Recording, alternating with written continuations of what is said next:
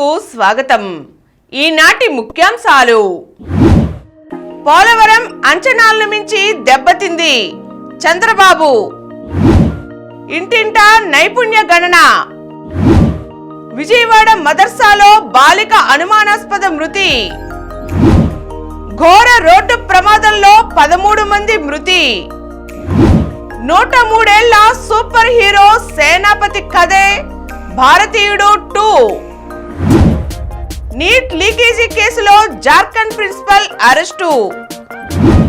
వర్సిటీల్లో అత్యధిక పోస్టుల భర్తీకి చర్యలు. సిఐడి విభాగాధిపతిగా రవిశంకర్ అయ్యన్నార్. ఏయువిసి ప్రసాదరెడ్డి రాజీనామా. విజయవాడలో కత్తి దూసిన ప్రేమోన్మాదం, తండ్రి మృతి. నేడు తుదిపోరులో తలపడనున్న భారత్ దక్షిణాఫ్రికా. చక్కటి ఆరోగ్యానికి దేశీయ సూపర్ ఫుడ్స్ ఇవే. ఈరోజు వార్తలను చూద్దాం. అంచనాలను మించి పోలవరం దెబ్బతింది. జగన్ దుస్సాహసంతోనే పోలవరం ప్రాజెక్ట్ సర్వనాశనమైపోయిందని, ఈ విధ్వంసం వల్ల ఇప్పటికే వేల కోట్ల నష్టం వాటిల్లిందని ముఖ్యమంత్రి చంద్రబాబు ఆవేదన వ్యక్తం చేశారు. ప్రాజెక్టును ఇప్పుడు చూస్తే ఏడుపు వచ్చిందని, బాధ ఆవేదన కలిగిందని వాపోయారు. ఇంత విధ్వంసానికి బాధ్యులను ఏం చెయ్యాలి? కేంద్ర ప్రాజెక్టును వారు చెప్పినట్లు వినకుండా రివర్స్ టెండర్లు నిర్వహించి గోదాట్లో ముంచేయడం జగన్ చేసిన ద్రోహం కాదా? ఒక రాజకీయ నాయకుడు తప్పు చేస్తే అడిగేవారు ఉండరనుకుంటున్నారా అని నిలదీశారు. ఈ విధ్వంసంపై ప్రజల్లో చర్చ జరగాలన్నారు. ఈ ద్రోహానికి బాధ్యులు రాజకీయాలకు అనర్హులని మండిపడ్డారు. కేంద్ర జలసంఘం కూడా ఏం చేయలేమని చేతులెత్తేయడంతో అంతర్జాతీయ నిపుణులను పిలిచారని, వారు అధ్యయనం చేసి డిసెంబర్ నాటికి నివేదిక ఇస్తారని వివరించారు. అన్ని సవాళ్లను అధిగమించి కేంద్ర సాయంతో ఒక్కో సమస్యను పరిష్కరిస్తూ ముందుకెళతామని ప్రకటించారు. అంతర్జాతీయ నిపుణులు, దేశీయ ఐఐటి నిపుణులు, కేంద్ర జలసంఘం, కేంద్ర ప్రభుత్వ తోడ్పాటుతో సవాళ్లను అధిగమిస్తామని చెప్పారు. ఇంటింటా నైపుణ్య గణన. జనాభా లెక్కింపు మాదిరి రాష్ట్ర వ్యాప్తంగా ఇంటింటికి వెళ్లి నైపుణ్య గణన చేసేందుకు ప్రభుత్వం కసరత్తు చేస్తోంది. దేశంలోనే మొదటిసారి ఏపీ ప్రభుత్వం నైపుణ్య గణనకు సిద్ధమవుతోంది. నిరుద్యోగులు ఏం చదువుకున్నారు, ఏ పని చేస్తున్నారు, వారి నైపుణ్యాలేమిటి అన్న వివరాలను నమోదు చేయనున్నారు. ప్రస్తుతం తక్కువ ఆదాయం పొందుతున్న వారి ఆదాయాన్ని పెంచేందుకు నైపుణ్య శిక్షణ ఇస్తారు. గ్రామ వార్డ్ సచివాలయాల ఉద్యోగుల ద్వారా ఈ సర్వే ఆన్లైన్లో కొనసాగించాలని ప్రభుత్వం భావిస్తోంది. ఈ వివరాలను ఆధార్తో అనుసంధానిస్తారు. ఇందుకోసం ప్రత్యేక యాప్ రూపొందించనున్నారు. నైపుణ్యాభివృద్ధి సంస్థ వద్దనున్న గణాంకాల ప్రకారం రాష్ట్రంలో 15 లక్షల వరకు నిరుద్యోగులు ఉన్నారు. యాప్ ద్వారా పూర్తి వివరాలు సేకరించాక ఈ డేటాను క్రోడీకరిస్తారు. ఒక్కో కుటుంబానికి లేదా ఒక్కో వ్యక్తికి ఆధార్ల శాశ్వత నంబరు కేటాయించడంపైన ఆలోచిస్తున్నారు. ఆన్లైన్లోనే పరీక్షలు నిర్వహించి నైపుణ్యాలను గుర్తించనున్నారు. విజయవాడలో కత్తి దూసిన ప్రేమోన్మాదం, తండ్రి మృతి. విజయవాడ నగరంలో ఓ ప్రేమోన్మాది కిరాతకానికి ఉడిగట్టాడు. ప్రేమించానంటూ ఓ యువతి వెంటపడటమే కాకుండా ఆ యువతి ముందే ఆమె తండ్రిని అతి దారుణంగా హత్య చేశాడు. ఈ సంఘటన జరిగింది నగరంలోని బృందావన్ కాలనీలో. విద్యాధరపురం చెరువు సెంటర్కు చెందిన కంకిపాటి శ్రీరామ్ ప్రసాద్ పెద్ద కుమార్తె బీటెక్ ఫైనల్ ఇయర్ చదువుతోంది. ఆమె ఇంటర్మీడియట్ చదివే సమయంలో ఓ స్నేహితురాలి ద్వారా భవానీపురం గుప్తా సెంటర్కు చెందిన వ్యాయామ ఉపాధ్యాయుడు గడ్డం శివమణికంఠ పరిచయం అయ్యాడు. కొన్నాళ్ల తరువాత తన్ను ప్రేమించాలని, లేదంటే నీ సంగతి చూస్తానంటూ మణికంఠ ఆ యువతిని వేధించడం ప్రారంభించాడు. అతని వేధింపులు భరించలేక ఆ యువతి బాధపడుతుండేది. అది గమనించిన తల్లిదండ్రులు కుమార్తెను అడగ్గా విషయమంతా వివరించింది. దీంతో శ్రీరామ్ ప్రసాద్ పొరుగింటి వారితో కలిసి మణికంఠ ఇంటికి వెళ్లి అతని తల్లితో మాట్లాడి తన కుమార్తె జోలికి రావద్దని మణికంఠను హెచ్చరించాడు. దీంతో ఆయనపై మణికంఠ పగ పెంచుకున్నాడు. గురువారం రాత్రి ద్విచక్ర వాహనంపై ఇంటికి బయలుదేరిన తండ్రి కూతుళ్లను మణికంఠ బైక్తో ఢీకొట్టాడు. వారిద్దరూ కింద పడిపోగానే మణికంఠ తన వెంట తెచ్చుకున్న పదునైన కత్తితో రోడ్డుపైనే రాంప్రసాద్పై విరుచుకుపడ్డాడు. ముఖం, తల, మెడ, ఇతర శరీర భాగాలపై విచక్షణారహితంగా పొడిచాడు. ఆయన కుమార్తె బిగ్గరగా ఏడుస్తూ మణికంఠను అడ్డుకోబోగా ఆమెను కూడా పొడిచాడు. ఈ దాడిని గమనించిన స్థానికులు అక్కడికి చేరుకోవడంతో మణికంఠ అక్కడి నుండి పరారయ్యాడు. తీవ్ర గాయాలతో ఉన్న రాంప్రసాద్ను స్థానికులు హుటాహుటిన సమీపంలోని ఓ ప్రైవేట్ ఆసుపత్రికి తరలించారు. అప్పటికే ఆయన మృతి చెందినట్లు వైద్యులు తెలియజేశారు. కాగా గురువారం రాత్రి మణికంఠ పోలీసులకు లొంగిపోయినట్లుగా సమాచారం. 103 ఏళ్ల సూపర్ హీరో సేనాపతి కథే భారతీయుడు 2. హీరో కమల్ హాసన్, దర్శకుడు శంకర్ కాంబినేషన్లో రూపొందిన చిత్రం ఇండియన్ 2. దీన్ని తెలుగులో భారతీయుడు 2గా తీసుకువస్తున్నారు. 1996లో విడుదలైన బ్లాక్ బస్టర్ సినిమా భారతీయుడికి సీక్వెల్గా భారతీయుడు 2, భారతీయుడు 3 రూపొందాయి. కమల్ హాసన్ హీరోగా, శంకర్ దర్శకత్వం వహించిన ఈ సీక్వెల్స్లో ముందుగా ఇండియన్ 2 చిత్రం తెలుగు, తమిళ, హిందీ భాషల్లో జూలై 12న విడుదల కానుంది. ఈ సందర్భంగా ఇటీవల ఈ సినిమా ట్రైలర్ను విడుదల చేశారు. ట్రైలర్లో సేనాపతిగా కమల్ హాసన్ కొన్ని మార్షల్ ఆర్ట్స్, యాక్షన్ సీక్వెన్స్లు చేశారు. అయితే ఇండియన్ సినిమాలో సేనాపతికి 75 సంవత్సరాలు. ఈ ప్రకారం 2024లో ఆయనకు 103 ఏళ్ళు. అలాంటప్పుడు అంత వయసులో సేనాపతి మార్షల్ ఆర్ట్స్, భారీ యాక్షన్ సీక్వెన్స్లు ఎలా చేయగలుగుతాడు అనే సందేహాలను వ్యక్తపరిచారు కొందరు నెటిజన్లు. ఈ విషయంపై ఇటీవల జరిగిన ఓ మీడియా సమావేశంలో శంకర్ స్పందించారు. నా దృష్టిలో సేనాపతి ఓ సూపర్ హీరో.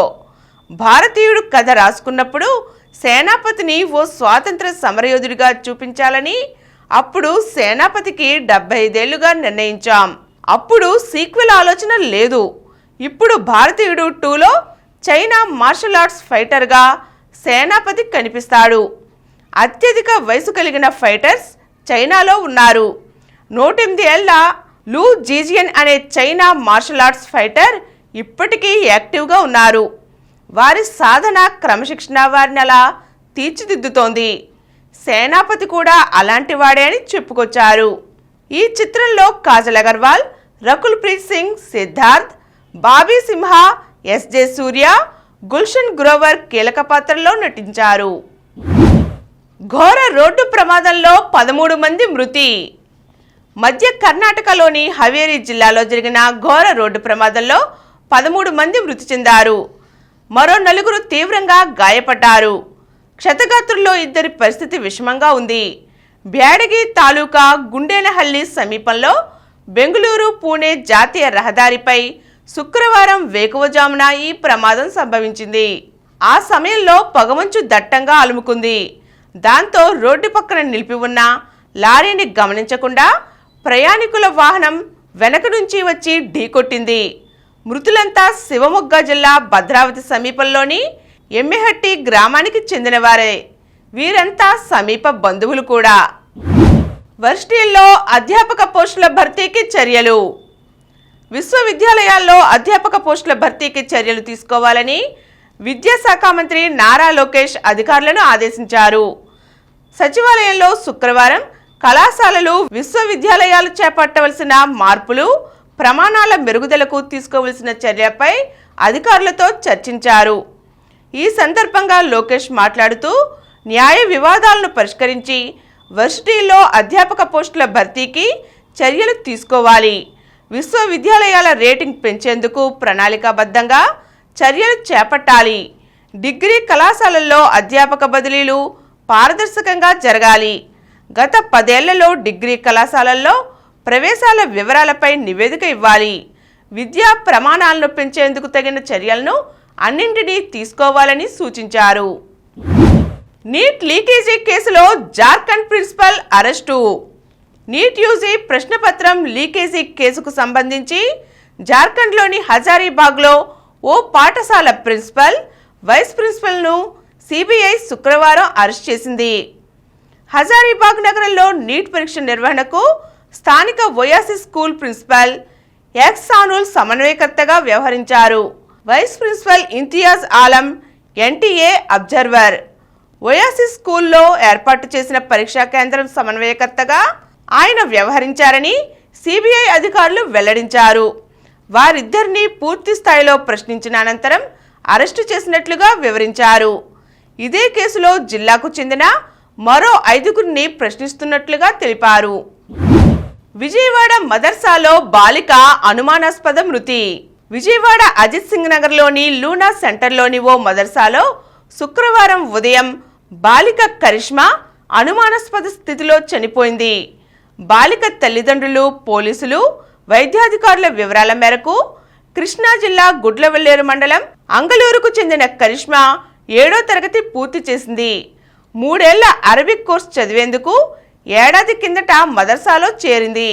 బాలికకు అనారోగ్యంగా ఉందంటూ మదర్సా నిర్వాహకులు తల్లిదండ్రులకు సమాచారం ఇచ్చారు. వారు వచ్చేలోగానే విజయవాడ ప్రభుత్వాసుపత్రికి బాలికను తరలించారు. ఆసుపత్రికి తీసుకొచ్చేసరికే బాలిక చనిపోయిందని వైద్యులు ప్రకటించారు. ఈ మేరకు కుటుంబ సభ్యులకు, పోలీసులకు తెలియజేశారు. కరిష్మా మృతిపై అనుమానాలున్నాయని, తమకు న్యాయం చేసే వరకు మృతదేహాన్ని తీసుకెళ్లేది లేదని మదర్సా వద్దకు వచ్చి తల్లిదండ్రులు, బంధువులు ఆందోళన చేపట్టారు. మదర్సా నిర్వాహకుల వల్లే మృతి చెందిందంటూ కన్నీరు మున్నీరయ్యారు. పోలీసులు అనుమానాస్పద మృతిగా కేసు నమోదు చేశారు. ఎలాంటి అనుమతులు లేకుండా నడుపుతున్న ఈ మదర్సాలో 63 మంది బాలికలు చదువుకుంటున్నారు. సిఐడి విభాగాధిపతిగా రవిశంకర్ అయ్యన్నార్. సిఐడి విభాగాధిపతిగా రవిశంకర్ అయ్యన్నార్ నియమితులయ్యారు. ప్రస్తుతం విశాఖపట్నం నగర పోలీస్ కమిషనర్గా ఉన్న ఆయనను రాష్ట్ర ప్రభుత్వం సిఐడికి బదిలీ చేసింది. ఆ స్థానంలో సంకబ్రత బాగ్సేని విశాఖ పోలీస్ కమిషనర్గా నియమించింది. ప్రస్తుతం ఆయన శాంతి భద్రతల విభాగం అదనపు డీజీపీగా ఉన్నారు. ఏపీఎస్సీ బెటాలియన్స్ ఏడీజీ అతుల్ సింగ్ను ఏసీబీ డీజీపీగా బదిలీ చేసింది. ఈ మేరకు 3 సీనియర్ ఐపీఎస్ అధికారులను బదిలీ చేస్తూ ప్రభుత్వ ప్రధాన కార్యదర్శి నీరబ్ కుమార్ ప్రసాద్ శుక్రవారం ఉత్తర్వులు జారీ చేశారు. ఏయూవీసీ ప్రసాదరెడ్డి రాజీనామా. ఆంధ్ర విశ్వవిద్యాలయం ఉపకులపతి ప్రసాదరెడ్డి తన పదవికి రాజీనామా చేశారు. దీంతో కొందరు ఉద్యోగులు శుక్రవారం కేక్ కోసి సంబరాలు చేసుకున్నారు. ప్రభుత్వం మారడంతో ఒక్కొక్కరుగా వీసీలు తమ పదవులకు రాజీనామాలు సమర్పిస్తున్నారు. ఆంధ్ర వర్సిటీ వీసీ ప్రసాదరెడ్డితో పాటు Krishna varsity VC G Gnanamani, Urdu varsity VC F Rahman, Dravida varsity VC Kolakaluri Madhujyothi రాజీనామా చేశారు. వీరందరి స్థానాల్లో ఇన్ఛార్జీలను నియమించేందుకు ఉన్నత విద్యాశాఖ కసరత్తు చేస్తోంది. ఆంధ్ర వర్సిటీలోకి అడుగుపెట్టి నిబంధనలకు విరుద్ధంగా రిజిస్ట్రార్ పదవి చేపట్టిన జేమ్స్ స్టీఫెన్ కూడా రాజీనామా సమర్పించారు. వీసీ రిజిస్ట్రార్లు తమ పదవులకు రాజీనామా చేయాలంటూ ఏయూ పరిరక్షణ సమితి ఆధ్వర్యంలో 14 రోజులుగా నిరసన చేయడం, అదే సమయంలో ఉద్యోగ, దళిత, విద్యార్థి సంఘాల నుంచి తీవ్ర వ్యతిరేకత, ఆందోళనలు వ్యక్తం కావడంతో వీసీ పదవికి ప్రసాదరెడ్డి రాజీనామా చేశారు. నిఘా విభాగం అధిపతిగా మహేష్ చంద్ర లడ్హా. గతంలో విజయవాడ నగర జాయింట్ పోలీస్ కమిషనర్గా, నిఘా విభాగంలో ఐజీగా, విశాఖపట్నం నగర పోలీస్ కమిషనర్గా బాధ్యతలు నిర్వర్తించిన లడ్హా దాదాపు 4 ఏళ్ల తరువాత తిరిగి రాష్ట్రానికి రానున్నారు. ఆంధ్రప్రదేశ్ నిఘా విభాగం అధిపతిగా మహేష్ చంద్ర లడ్హా నియమితులు కానున్నారు. 1998 బ్యాచ్ ఐపీఎస్ అధికారి అయిన ఆయన సిఆర్పీఎఫ్లో ఐజీగా కొనసాగుతున్నారు. ఆయన కేంద్ర సర్వీస్లో డిప్యూటేషన్ ముగించుకుని 1-2 రోజుల్లో రాష్ట్రానికి వచ్చి రిపోర్ట్ చేయనున్నారు. ఆ తరువాత ఆయనను ఏపీ నిఘా విభాగం అధిపతిగా నియమిస్తూ ఉత్తర్వులు వెలువడనున్నట్లు తెలిసింది. 2005లో ప్రకాశం జిల్లా ఎస్పీగా ఉండగా ఒంగోలు నడిబొడ్డున మావోయిస్టులు క్లెమోర్ మైన్లతో లడ్హా వాహనాన్ని పేల్చేశారు. అది బుల్లెట్ ప్రూఫ్ కావడంతో లడ్హా, ఆయన 2 గన్మెన్లు, డ్రైవర్ ప్రాణాలతో బయటపడ్డారు. ఈ దుర్ఘటనలో సామాన్య పౌరులు 2 మృతి చెందగా నలుగురు తీవ్రంగా గాయపడ్డారు. అప్పట్లో ఈ సంఘటన పెను సంచలనం సృష్టించింది. నేడు తుది పోరులో తలపడనున్న భారత్ దక్షిణాఫ్రికా. టీ20 ప్రపంచ కప్లో మెగా పోరుకు రంగం సిద్ధమైంది. భారత్ దక్షిణాఫ్రికా జట్ల మధ్య నేడు అంతిమ సమరం జరగనుంది. అజేయంగా ఫైనల్ చేరిన రెండు జట్ల మధ్య పోరు హోరాహోరీగా సాగడం ఖాయం. 2007లో తొలి టీ20 ప్రపంచ కప్లో అనూహ్యంగా విజేతగా నిలిచిన భారత్ రెండోసారి పొట్టికప్పును ఒడిసిపట్టాలని పట్టుదలతో ఉంది. ఇక వన్డేల్లో కానీ టీ20ల్లో కానీ దక్షిణాఫ్రికా ఫైనల్లో చేరడం ఇదే తొలిసారి. టైటిల్ గెలవడానికి లేక వచ్చిన ఈ అవకాశాన్ని వదులుకోకూడదని సఫారీ జట్టు చూస్తోంది. మరి బ్రిడ్జ్టోన్ మైదానంలో ఎవరు పైచేయి సాధిస్తారనేది అందరినీ ఆసక్తికి గురి చేస్తోంది. చక్కటి ఆరోగ్యానికి దేశీయ సూపర్ ఫుడ్స్.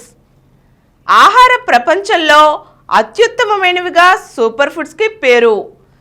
అసలు వీటిని ఎవరు ఎప్పుడు ప్రచారంలోకి తెచ్చారో తెలియదు, కానీ ఈ జాబితాలో చాలానే ఉన్నాయి.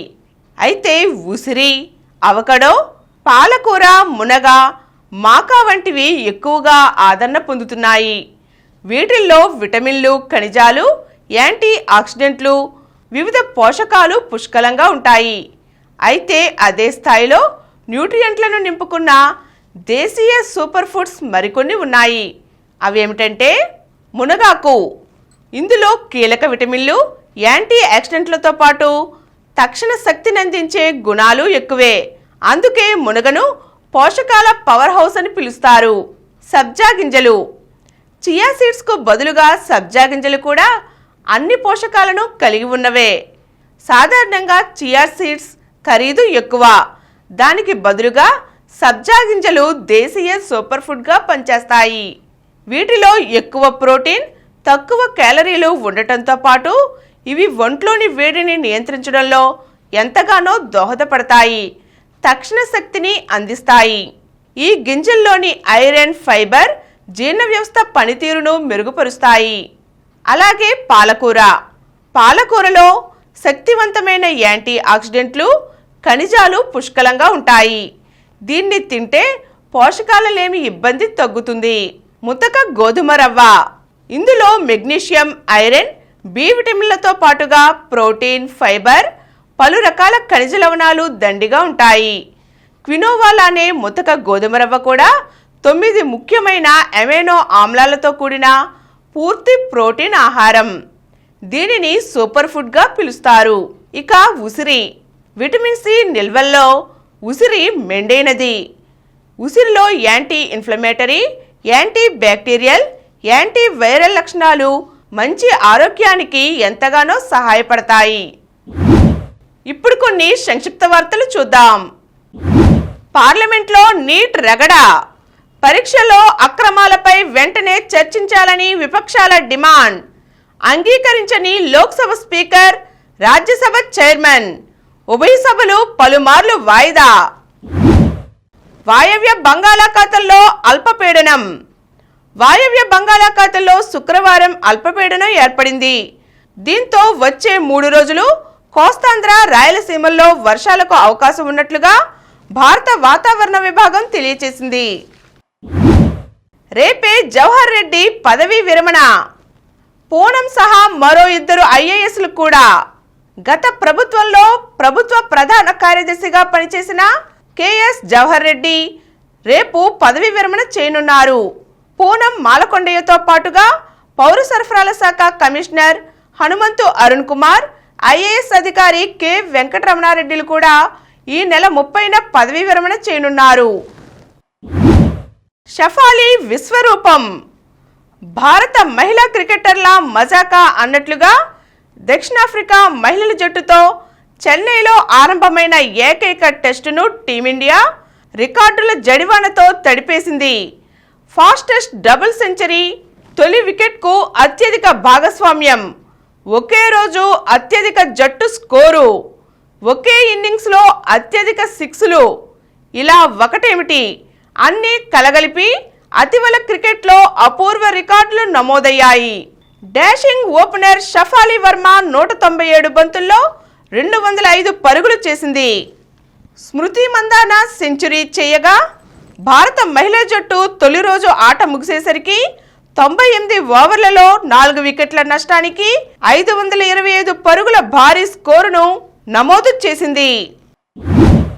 డబుల్ క్వార్టర్ ఫైనల్లో గాయత్రి ట్రెసాజాలి జోడీ US open world tour super 300 badminton tourney మహిళల డబుల్స్ విభాగంలో పుల్లెల గాయత్రి ట్రెసాజాలి జోడీ క్వార్టర్ ఫైనల్లోకి దూసుకు వెళ్ళింది. కాంస్య పతకాలు నెగ్గిన నిత్య జ్యోతికశ్రీ జాతీయ సీనియర్ ఇంటర్ స్టేట్ అథ్లెటిక్స్ ఛాంపియన్షిప్లో రెండో రోజు శుక్రవారం తెలంగాణ ఆంధ్రప్రదేశ్ అథ్లెట్లకు ఒక్కో పతకం లభించింది. మరిన్ని వార్తా విశేషాలతో రేపటి సమరం న్యూస్లో కలుద్దాం. Thank you.